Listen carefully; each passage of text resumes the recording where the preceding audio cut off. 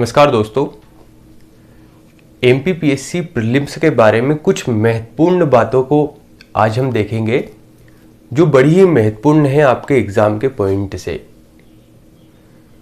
19 जून को जो आपका एग्जाम होने वाला है, इसमें आप हमेशा आपने देखा होगा कि बहुत सारे लोग कुछ बातें कहते हैं कि यार मेरा एग्ज़ाम में मेरा नॉलेज तो अच्छा था, लेकिन मेरी कुछ ऐसी गलतियां रही जिसकी वजह से मैं सिलेक्शन नहीं ले पाया या बाद में सिलेक्शन हुआ। ऐसी तमाम चीज़ें वहाँ पर होती है। तो क्यों ना हम एग्ज़ाम के पहले से ही अभी से इस तरीके से खुद को तैयार करें कि एग्ज़ाम हॉल में उस समय जब एग्ज़ाम हो तो हम उन गलतियों को ना दोहराएं। देखिए, अगर आप खुद गलती कर कर सीखेंगे तो फिर समय बहुत कम है, तो बेहतर है कि दूसरों की गलतियों से सीख लिया जाए, तो ज़्यादा बेहतर है। आप अपने जीवन को और अधिक अच्छे तरीके से ग्रोथ कर सकते हैं। आपने अक्सर सुना होगा कि कोई आपका फ्रेंड कहीं इंटरव्यू देने गया हो और अगर वह इंटरव्यू देते समय उसके दिमाग में एक ही चीज़ थी कि मुझे कैसे भी जॉब लेना है, तो हो सकता है कि वह इंटरव्यू में सफल नहीं हो पाया हो। लेकिन कोई ऐसा व्यक्ति जिसे मतलब ही नहीं था, सिर्फ शौक के लिए कि यार चलो फ्री है देकर आते हैं, तो हो सकता है उसका सिलेक्शन हो गया हो। इसके पीछे एक बहुत बड़ा साइकोलॉजिकली कह सकते हैं एक काम करती है चीजें, वो क्या है उनको हम बात करेंगे। तो आप 19 जून को जो एग्जाम देने वाले हैं, स्वाभाविक सी बात है कि अधिकांश स्टूडेंट के मन में अभी भय लग रहा है इस एग्जाम को लेकर। और इसमें जो मेरे साथ बहुत सारे विद्यार्थी जुड़े हुए हैं, इन बहुत सारे विद्यार्थियों में अधिकांश से ऐसे दोस्त होंगे जो पहली बार प्रीलिम्स देंगे। तो पहली बार अगर आप प्रीलिम्स देंगे तो मेरा काम है कि उन अनुभवों को शेयर करें, उन लोगों से चीजों को सीखें कि पहली बार में ही आप सफलता तक पहुंच पाए, आप अंतिम रूप से चयन कर पाए और चयनित होकर अच्छे तरीके से समाज के लिए कार्य कर पाए। लेकिन देखिए, केवल एक स्टेज नहीं, मैं सिर्फ प्रीलिम्स की बात नहीं करता हूं। प्रीलिम्स हो, मेंस हो, इंटरव्यू हो, तीनों स्टेज पर आपको बेहतर प्रदर्शन करने के लिए बेहतर ढंग से काम करना होगा और कुछ चीजें अपने सीनियर्स से, सिलेक्शन जो ले चुके हैं उनसे, शिक्षकों से, अनुभवी व्यक्तियों से लेना बड़ा ही जरूरी है। अब वे कौन सी गलतियां हैं? पहली बात तो मैं आपको कुछ चीजें बता रहा हूं कि जैसे मान लीजिए आपको प्रीलिम्स में सिलेक्शन लेने के लिए चाहिए 75 क्वेश्चन सही होना चाहिए। 75% कहें, 75 क्वेश्चन कहें, यानी अगर आपको प्रीलिम्स में सिलेक्शन लेना है तो प्रीलिम्स में सिलेक्शन लेने के लिए लगभग आपको 75 क्वेश्चन सही होने चाहिए। क्या आप मुझे दावे से एक बात कह सकते हैं, जिनका भी अधिकतर सिलेक्शन हुआ होगा प्रीलिम्स में, उन्हें 100 क्वेश्चन में से 75 क्वेश्चन पता ही थे? नहीं होंगे ना ऐसे विद्यार्थी कि एग्जैक्ट बता सकते हैं कि यार मुझे 75 क्वेश्चन बिल्कुल मुझे पता थे, 100% याद थे कि इन 75 क्वेश्चनों का सही आंसर क्या था। ऐसा तो नहीं है ना। इसका मतलब क्या है कि इसका मतलब हुआ कि यहां पर दो चीजें हैं। अगर आप बहुत अच्छे ढंग से पेपर का एनालिसिस कर पाते हैं, पुराने विद्यार्थियों के अनुभवों से सीख पाते हैं, सिलेक्टेड पर्सन के अनुभव से सीख पाते हैं, तो यहां पर एक चीज तो हो गई नॉलेज। बहुत डीपली बात कर रहा हूं मैं, आपको बहुत अच्छे ढंग से समझ में आएगा कि क्यों सिलेक्शन नहीं हो पाता। तो एक तो चीज हो गई 75 क्वेश्चन में नॉलेज। अब लगभग नॉलेज की जब हम बात करते हैं तो 75 में से जिनका सिलेक्शन होता है प्रीलिम्स में, लगभग मान के चलते हैं 60 से 65 क्वेश्चन उन्हें बहुत अच्छे ढंग से पता थे। ठीक है, तो अब जो बचे 10 से 15 क्वेश्चन हैं, इनका क्या हुआ है, इनके बारे में ही तो समझना बड़ा जरूरी है। तो देखिए, ये जो 10 से 15 क्वेश्चन है, इन 10 से 15 क्वेश्चन को सोल्व करने में बहुत सारी चीजों ने काम किया।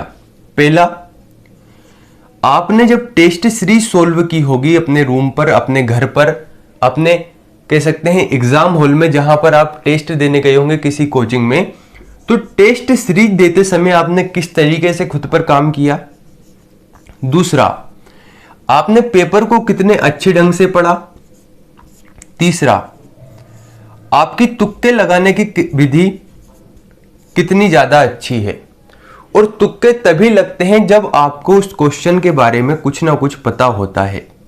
बिना पता लगाए क्वेश्चंस कभी सही नहीं होता। हमें लगता है कि हमने तुक्का लगाया है, लेकिन बचपन से लेकर अभी तक आपने जो कुछ भी पढ़ा हुआ होता है, सुना हुआ होता है, कहीं से देखा हुआ होता है, उसी के बेस पर आपका माइंड कहता है कि यार मुझे शायद ये वाला जो आंसर है, ये आंसर क्लिक कर रहा है। हो सकता है कि इस आंसर की सही होने की संभावना, जो पॉसिबिलिटी है, वे 90 से 95% हो।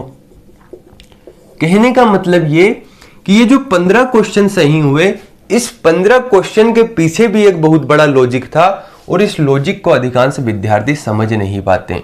तो हम डिटेल में बात करेंगे कि आपको किन गलतियों को नहीं दोहराना है, किन गलतियों को नहीं करना है। और अगर आप इन गलतियों से बचते हैं, तो अगर आपका ये पहला अटेम्प्ट है, दूसरा है, तीसरा है, या आप कोई से भी अटेम्प्ट को दे रहे हो, तो शायद बहुत ज्यादा चांसेस आपके प्रीलिम्स में सिलेक्शन को लेकर हो सकते हैं। तो मैं कतई यहां पर यह बात नहीं कर रहा हूं कि आपको नॉलेज है तो सिलेक्शन नहीं होता सकता, ये नॉलेज नहीं है तो तुक्का लगाकर सिलेक्शन हो सकता है, नहीं। मेरे कहने का मतलब यह है कि दोनों चीजों का कॉम्बिनेशन यहां पर जरूरी है। उसके पीछे मैंने आपको तर्क बता दिया। तो चलिए बात करते हैं कौन कौन सी गलतियां अधिकांश स्टूडेंट करते हैं एमपीपीएससी प्रीलिम्स में जब एग्जाम देते हैं। तो अभी आपके मन में बहुत सारी हेजिटेशन होगी। अगर आप पहली बार एग्जाम दे रहे हैं तो फिर तो बहुत ज्यादा हेजिटेशन होगी। अभी तो आपके मन में ऐसे सवाल उठ रहे होंगे कि यार बस पेपर हो जाए, पेपर में कौन कौन से क्वेश्चन, किस प्रकार से क्वेश्चन होंगे, मैं कैसे वहां पर खुद को संभाल पाऊंगा, कैसे एग्जाम में सही तरीके से चीजों को, कह सकते हैं कि सही तरीके से कैसे एग्जाम दे पाऊंगा, ये सभी चीजें आपके दिमाग में चल रही होगी। तो जो पहली बार एग्जाम देते हैं उनके दिमाग में स्वाभाविक सी बात है कि ये प्रक्रिया चलना ही है। जिनका दूसरा तीसरा अटेम्प्ट है वे थोड़ा सा यहाँ पर डरे हुए हैं कि यार इस बार भी मेरा थोड़ा सा कट ऑफ के नीचे यहाँ पर स्कोर ना चला जाए, कट ऑफ के पास रहना चाहिए, कैसे भी मेरा सिलेक्शन होना चाहिए, ऐसी तमाम चीजें अभी चल रही होगी। तो हम बात करते हैं, समझने का प्रयास करते हैं कि प्रीलिम्स में कौन सी गलतियां होती है और उन गलतियों को कैसे उनसे बचा जा सके और गलतियों को ना दोहराकर कैसे सिलेक्शन लिया जा सके। एमपीपीएससी प्रीलिम्स की हम बात करते हैं। देखिए जब आप एग्जाम देते हैं तो एग्जाम देते समय आप पाएंगे, जब आप एग्जाम देने जैसे ही एग्जाम हॉल में एंटर करेंगे आपके पास पेपर आता है, तो पेपर को देखकर आपके सामने दो सिचुएशन बनती है। या तो आप बहुत ज्यादा एक्साइटेड हो जाते हैं, ठीक है, या आप बहुत ज्यादा उसे देखकर नर्वस हो जाते हैं, उसे देखकर डिप्रेस्ड वाली स्थिति बन जाती है। समझ रहे हो आप कहने का मतलब? यानी जैसे ही आपने एग्जाम पेपर जो देखा, पेपर को देखकर आपने देखा कि यार पेपर में पहला क्वेश्चन पूछ लिया कि मध्य प्रदेश का राजकीय पशु क्या है। जैसे ही पहला क्वेश्चन देखा, ये तो आप पढ़कर अभी गए थे, पेपर के एक दिन पहले ही पढ़ा था, तो पढ़ने के बाद जैसे ही उसका आंसर देखा आपके मन में लड्डू फूटने लगे और उस एक क्वेश्चन को देखकर आप एक्साइट हो गए। या फिर आपने कोई ऐसा टफ क्वेश्चन देख लिया जिस क्वेश्चन को देखकर आपकी हालत गंभीर हो गई, तो आप डिप्रेस्ड वाली स्थिति में आ गए। क्या किसी अधिकारी को निर्णय लेते समय, क्योंकि जब आप प्रशासन में जाते हैं तो बहुत सारी चुनौतियों का सामना आपको करना होता है, हर दिन नई समस्याएं रहती है, हर दिन नया काम होता है, और उस नए काम में खुद को संभालना और प्रशासन को चलाना, साथ ही अपने निर्णयों को लेना, तो क्या कोई प्रशासनिक अधिकारी या पुलिस अधिकारी किसी की भी बात करे तो क्या वह इन दोनों परिस्थितियों में सही निर्णय ले पाएगा? कहने का मतलब ये कि ज्यादा एक्साइटमेंट भी खराब है और ज्यादा डिप्रेस्ड वाली स्थिति भी खराब है। अगर रहना ही है तो सरल रहिए, थोड़ा सा व्यवहारिक रहिए और स्थिर रहने का प्रयास कीजिए। एक अधिकारी के गुण अभी से खुद में विकसित कीजिए। तो कहने का मतलब क्या है कि जैसे ही आप पेपर को एग्जाम हॉल में देखें तो बिल्कुल शालीनता से, सरलता से, बहुत अच्छे ढंग से उस पेपर को पढ़ना शुरू कीजिए। आपके पास समय रहता है, पहला क्वेश्चन देखिए, दूसरा क्वेश्चन देखिए। अब बात आती है कि सर अगर सरल क्वेश्चन रहा, हम में एक्साइटमेंट वाली प्रवृत्ति है, तो हम क्या करें? तो कोशिश कीजिए कि खुद को वहां पर नॉर्मल रख सके। अब नॉर्मल रखने का मतलब ये नहीं है कि वहां पर अनुलोम विलोम करने लगे, भ्रामरी प्राणायाम करने लग गए, कपालभाति करने लग गए, नहीं। यानी खुद को थोड़ा सा नॉर्मल रखिए, सरल रखिए, खुद के साथ कैसा व्यवहार आप हमेशा करते हैं वैसा वहां पर रखिए। तो हमें एकदम एक्साइटेड नहीं होना है। और अगर टफ क्वेश्चन देख लिया तो टफ क्वेश्चन को देखकर सिर्फ उस एक क्वेश्चन के आधार पर पूरे पेपर को आप यहां पर कह सकते हैं कि जज मत कीजिए। हो सकता है कि उस क्वेश्चन में या उस पेपर में शुरुआत के 2-3 क्वेश्चन टफ हो, बाद में सब सरल हो। और ये भी पॉसिबिलिटी है कि हो सकता है शुरुआत के 2-3 क्वेश्चन उसमें सरल हो, बाद के जो क्वेश्चन हैं वे थोड़ा सा टफ हो। तो कहने का मतलब आप समझ गए होंगे कि हमें सबसे पहली बात तो ये कि जैसे ही हमारे हाथ में पेपर आता है, पेपर आते समय हमें उसके पहले या शुरुआती क्वेश्चंस को देखकर ना ही तो एक्साइटेड होना है और ना ही डिप्रेस्ड होना है, ना ही नर्वस होना है। हमें सरल रहना है, व्यवहारिक रहना है। इसके पीछे का मैंने तर्क बता दिया। अगर आप एक्साइटेड होंगे तो भी क्वेश्चन गलत कर बैठेंगे, डिप्रेस्ड होंगे तो भी क्वेश्चन गलत कर बैठेंगे, है ना। हमें उसे इस तरीके से देखना है कि वे टफ है या सरल है, हमें तो केवल हमारे 75 क्वेश्चन से मतलब है। तो पहला क्या हो गया हमारा यहाँ पर, पहली चीज हो गई कि पेपर को देखते ही उसे जज नहीं करना, है ना। पेपर को सही ढंग से देखना, सही ढंग से देखना, आपको ये पहला काम करना है। दूसरी बात करते हैं, अब जब आप पेपर सोल्व करेंगे तो पेपर सोल्व करते समय बहुत सारी सिचुएशंस बनती है। प्रश्न ये भी बनता है कि मान लीजिए 1 से लेकर 100 तक क्वेश्चन हैं, तो क्या शुरुआत से ही हमें पहला क्वेश्चन, दूसरा क्वेश्चन, तीसरा, चौथा, पांचवा या सारे क्वेश्चंस को सोल्व करना है, या फिर इसमें से किन क्वेश्चंस को सोल्व करना है वे भी तो हमें समझ में आना चाहिए। देखिए, क्योंकि आप अगर मान लीजिए पहली बार एग्जाम देने जा रहे हैं तो हो सकता है आप ये गलती करें, या आप बार बार एग्जाम दे रहे हैं, आपका सिलेक्शन नहीं हो रहा तो हो सकता है उसमें भी आप ये दोनों गलतियां करें, है ना। तो क्या करना है वो चीज समझिए। आपके पास जैसे ही पेपर आया, पेपर में आपने देखे कि आपके पास है 100 क्वेश्चंस। 100 क्वेश्चंस में उस पेपर को लीजिए और पेपर को क्वेश्चंस पढ़ना शुरू कीजिए। अभी ऑब्जेक्टिव उसके मत देखिए। जैसे ही आपने क्वेश्चन से पढ़ा, आपने देखा मान लीजिए तीसरा क्वेश्चन से आपको सरल लगा, इजी लगा, चौथा इजी लगा, पांचवा इजी लगा, सातवां इजी लगा, नौवां इजी लगा, 11वां इजी लगा। ऐसे ही आप देखते देखते लगभग आपको 60 क्वेश्चन उसमें इजी लगे। इजी का मतलब यहां पर यह है कि वह क्वेश्चंस आपको 100% श्योरिटी के साथ, 100% निश्चितता कि आप निश्चिंत हैं कि ये इसका यही आंसर है। तो लगभग मानकर चलते हैं कि 55 से लेकर 60 क्वेश्चंस आपको इजी वाले देखने को मिले, जिन्हें आपको या आपको जिनका आंसर पूर्ण रूप से 100% के साथ पता है।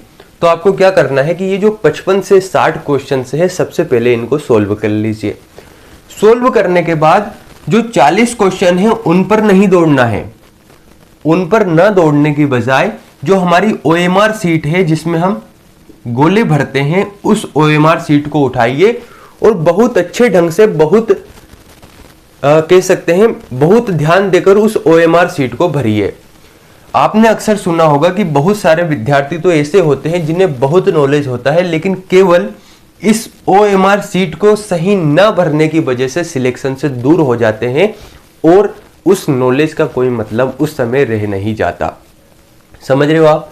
तो कहने का मतलब यह है कि जो हमारा दूसरा स्टेप रहेगा, उस दूसरे स्टेप में क्या करना है हमें कि जैसे ही हमारे सामने पेपर आता है तो उस पेपर में जो इजी क्वेश्चंस है, इन इजी क्वेश्चंस को पहले करना है और इसके साथ में इन क्वेश्चंस को OMR सीट में भर लेना है। OMR सीट को बहुत ध्यान से भरिए। मैं ये जो बात है इसे बहुत विशेष तौर पर कह रहा हूं, मैं एक बार और रिपीट कर रहा हूं कि OMR सीट को बहुत अच्छे ढंग से भरना है। ऐसा नहीं होना चाहिए कि जब आप एग्जाम देकर आए तो मुझे कमेंट कर बताए कि सर मुझे क्वेश्चन आता था लेकिन मैंने OMR सीट को भरने में गलती कर दी। तो वह काम बिल्कुल भी नहीं करना है। कहने का मतलब अगर तीसरा क्वेश्चन से आपका मान लेते हैं तीसरे का A है तो बहुत अच्छे ढंग से OMR सीट को देखिए कि ये है आपका तीसरा ऑप्शन, ये है आपका A गोला, तो अच्छे ढंग से इसको भर दीजिए। दूसरी बात ये कि ये जो OMR सीट है, OMR सीट में ये जो आपका गोला होता है, इस गोले को ना ही तो इतना भरना है ना ही इससे बाहर जाना है। समझने का प्रयास कीजिए कि इस गोले को बहुत अच्छे ढंग से फिल करना है, बहुत अच्छे ढंग से भरना है, यानी इसमें गैप भी नहीं होना चाहिए, इससे बाहर भी नहीं जाना चाहिए, और इसका जो सही साइज होता है उसके आधार पर आपको इसे भरना है। वरना अगर आप सही ढंग से गोले नहीं भरेंगे तो उस क्वेश्चन का भी कोई मतलब होगा नहीं। तो क्या करना है, इजी क्वेश्चंस देख लिए तो लगभग 55 से लेकर 60 क्वेश्चंस आपको इजी मिलेंगे, जिन्हें बहुत अच्छे ढंग से पढ़कर आपको भरना है। अब बात आती है साहब ये 40 क्वेश्चंस, इनका क्या करना है। 40 क्वेश्चंस में आपके 2 पार्टीशन रहेंगे। 2 पार्टीशन कौन से? एक भाग वो रहेगा जहां पर आपको कुछ क्वेश्चंस रहेंगे जिनमें थोड़ा डाउट रहेगा कि आपको आंसर तो आते हैं लेकिन आप एग्जैक्ट नहीं बता सकते कि इसका यही आंसर है। आप अनुमान लगा सकते हैं कि हाँ मुझे अनुमान है कि इसका ये आंसर हो सकता है। तो लगभग 10 से 15 क्वेश्चन ऐसे मिलेंगे जिसका आपको अनुमान लगाकर भरना है। 10 से 15 क्वेश्चन को आप अनुमान लगा लीजिए अच्छे से। अनुमान लगाने के बाद फिर इन 10 से 15 क्वेश्चन को OMR सीट में भर डालिए। अब बचे कितने हमारे पास? 20 से 25 क्वेश्चन बच रहे हैं। तो इस 20 से 25 क्वेश्चन में मैं ये मानकर चल रहा हूं कि आपको कुछ भी नहीं पता है, तो इसमें तो स्वाभाविक सी बात है कि आपको तुक्का ही लगाना है। लेकिन तुक्का कैसे लगाना है इसके ऊपर हम डिटेल में एक वीडियो में बात करेंगे। तो संभावना जहां तक हो सकती है इस 20 से 25 क्वेश्चन में हम 4 से 5 क्वेश्चन सही करने का प्रयास करेंगे। 4 से 5 क्वेश्चन भी अगर आप इन क्वेश्चंस में से सही कर पाते हैं तो आप सिलेक्शन ले लेते हैं, यह 100% श्योर है। तो तुक्का कैसे लगाना है इसमें डिटेल में बात करेंगे, इस मेथड को समझेंगे ताकि हमें समझ में आए कि हमारा प्रीलिम्स में सिलेक्शन कैसे होगा। तो समझ गए आप। मैं एक बार और रिपीट कर देता हूं कि जैसे ही क्वेश्चंस आप सामने देखें तो इजी क्वेश्चंस को पहले सोल्व करना है, उन्हें OMR सीट में तत्काल भरना है। उसके बाद थोड़े जो टफ क्वेश्चंस है जिनमें आपको लगता है कि मैं कुछ 50-50% या 80-20% यहाँ पर थोड़ा सा 80% इसके बारे में निश्चित हूँ, तो उसको भर लेना है। उसके बाद तुक्का लगाना है आपको, लेकिन तुक्के लगाने में ध्यान ये रखना है कि तुक्का ऐसे नहीं लगाना है कि A, B, C जो मन में आया वो भर दिया, नहीं, थोड़ा सा क्वेश्चन को पढ़ना है। तुक्का कैसे लगाना है हम डिटेल में इसके ऊपर बात करेंगे। तो ये तो हो गई साहब हमारी बात यहाँ पर कि OMR सीट को कैसे भरना है। देखिए सबसे ज़्यादा जो समस्या आती है ना, वो समस्या OMR सीट को लेकर ही आती है, तो उसको भी ध्यान से हमें भरना है। तीसरा ये कि आपने अधिकांशतः ऐसे सुना होगा कि सर जब हमने पेपर पढ़ा तो पेपर को पढ़ते समय हमारे बनते हुए क्वेश्चन गलत हुए। ऐसा क्यों होता है? जैसे मान लीजिए आपसे पूछा गया कि मध्य प्रदेश का पुनर्गठन कब हुआ। ऑप्शन था 1 नवंबर 1956। ठीक है, 1 नवंबर 1956 इसमें आंसर था। तो इसमें होता क्या है उसके पीछे भी मैं तर्क बताता हूं। जिसे आपके सामने था कि मध्य प्रदेश का पुनर्गठन हुआ 1 नवंबर 1956 को। आपने पहले इस ऑप्शन को सही कर दिया, पेपर में आपने देख लिया कि हाँ 1 नवंबर 1956 इसका सही आंसर है। कभी कभी क्या होता है ना कि जो आंसर हमारा सही होता है हमारा माइंड कह देता है कि ये सही है। क्यों? क्योंकि मैंने पहले भी बताया कि बचपन से जो आप देखते पढ़ते आए हैं उसके बेस पर माइंड थोड़ा सा क्लिक कर देता है। लेकिन आप इसमें क्या करते हैं, फिर आपके पास थोड़ा जो समय बचता है उस समय में आप इसके संदर्भ में इस क्वेश्चन में तर्क वितर्क करने लगते हैं। तर्क वितर्क कुछ भी हो सकता है, जैसे कि यार इतना सरल क्वेश्चन तो आ नहीं सकता है, मध्य प्रदेश का पुनर्गठन तो 1 नवंबर 1956 को ही हुआ था, लेकिन शायद हो सकता है कि मैं गलत पढ़कर आया हूं। यार इतना सरल क्वेश्चन कैसे पूछा जा सकता है, ये तो इतना बड़ा एग्जाम है। तो ऐसे मन में बहुत सारे तर्क वितर्क होने लगते हैं और आप क्या करते हैं कि बाद में इसकी जगह पर B, C या D में से कोई ऑप्शन लगा आते हैं और बाद में जब एग्जाम हॉल से बाहर निकलते हैं तो आपको समझ में आता है कि मैंने तो बनते हुए क्वेश्चन से ही गलत कर डाले। समझने का प्रयास कीजिए कि मैं कहना क्या चाह रहा हूँ। मेरे कहने का मतलब ये है कि कुछ क्वेश्चंस आपको थोड़ा सा समझना पड़ेगा कि ये जो क्वेश्चंस हैं, इन क्वेश्चंस को मैंने अगर पहले ये इसका आंसर लगाया था तो ये आंसर इसका सही ही है, इसे अब मुझे चेंज नहीं करना है। समझ रहे हो आप मेरे कहने का मतलब? यानी वह क्वेश्चंस जो आपको पहली बार में क्लिक कर गया कि इसका ये सही आंसर है, उसे बाद में चेंज नहीं करना है। एक ज्यादा ही संकट में स्थिति अगर आ जाए तो चेंज कीजिए, अन्यथा वे क्वेश्चंस 98% श्योरिटी है। और ये क्वेश्चंस कैसे क्वेश्चन है, या तो बहुत ज्यादा इजी है या बहुत ज्यादा टफ है। ठीक है, यहीं पर आप गलती करते हो, इसके अलावा नहीं। नेक्स्ट बात करते हैं, एक जो सामान्यतः गलती देखने को मिलती है वह मिलती है क्वेश्चंस के अंत में, यानी क्वेश्चंस को बहुत सही ढंग से नहीं पढ़ना। तो पेपर को सही ढंग से देखना ये तो हमने देखा, लेकिन क्वेश्चंस को सही ढंग से नहीं पढ़ने का मतलब क्या?